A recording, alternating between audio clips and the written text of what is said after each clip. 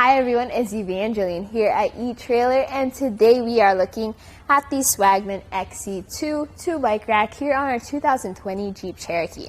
Now the Swagman XC2 is the bike rack you would be going for if you just want a basic bike rack that gets the job done properly and you don't want to have to pay for extra features that you might not even want or need. So the way this carries our bike here is we have wheel hoops front and back, so those can be moved back and forth to accommodate different wheelbases. And what's holding it into place is this frame hook right here. So this comes down and secures your bike by the frame. If you have a step-through bike, a women's bike, or a children's bike though that has an alternate frame that comes a little bit too low, you may need to get a frame adapter bar. So just keep that in mind. This also has a weight capacity of 35 pounds per bike, which is pretty decent because most of the bikes here in our shop are within that capacity. All right, let's take a look at how to take it off. So it's pretty quick, pretty simple. You just press this button and you lift this hook up.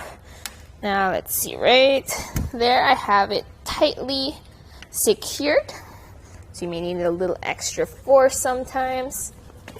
There we go. So I'm gonna move this one, and what I like to do is just put them to the side so that they are out of the way.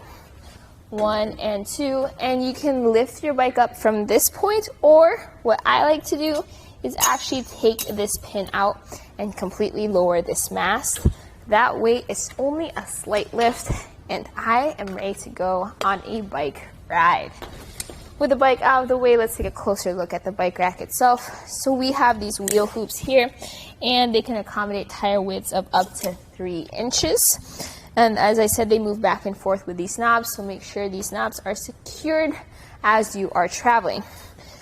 You also have this mast that comes up, and you have pins to keep them in place right there. So you're just going to push those pins into the hole, and that will secure the different parts of your bike rack. Let's talk about ground clearance real quick while we're down here.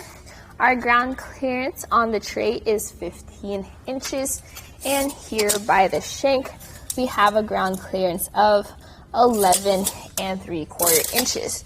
Now, ground clearance is something you might want to think about when you're going up a steep incline, like a driveway or a hill. Right here, it is kind of low, so it is nice that it has that shank rise to give you a little extra height for your bikes. When you do have a bike rack on your vehicle, there is some length added to the back of it. I'm going to put these back real quick so that they're not in our way. So the front frame hook ratchets down into place to secure your bike's frame.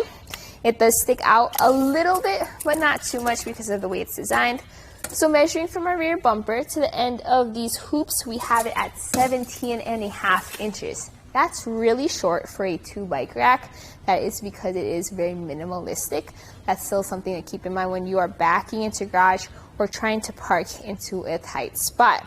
You can also make this a little bit more portable, and these arms come up to do so. So pull those pins out, bring up the arms, and then secure it with the pin you just took out. So 1, and here's our second one right there. So as you can see, with the arms folded up, it takes a lot less room. You still have the same length added to the back of the vehicle, but then you don't have anything sticking out to the side, and you don't have to worry as you make those turns. Let's take a look at the closest point between the bike rack and the vehicle. With it right here, it's going to be 5 inches from our bumper to that hoop. That way I don't have to worry about it coming in contact with my vehicle. This is covering our backup camera and our license plate a little bit, but since it is so thin, it's definitely still visible. You can also see how our taillights in our window are completely open and unobscured. You can also, that way you can still stay safe on the road with those open and free. This fits into our hitch with an 1.25 inch shank and a 2-inch hitch adapter. It comes with an anti-rattle bolt and a pin.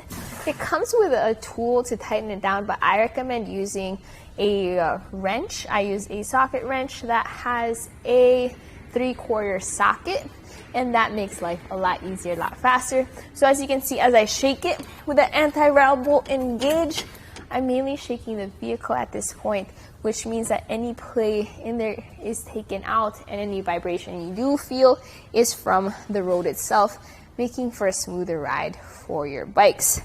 All in all, with it in this position, it's a lot easier to store. It's very light. I personally really like how light it is.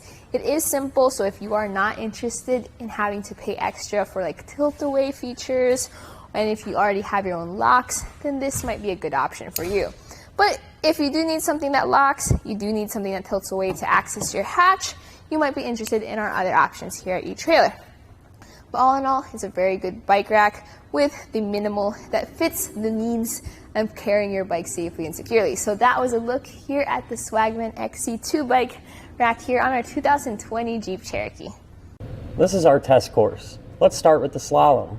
This shows side-to-side action, such as turning corners or evasive maneuvering. Then, onto our alternating speed bumps.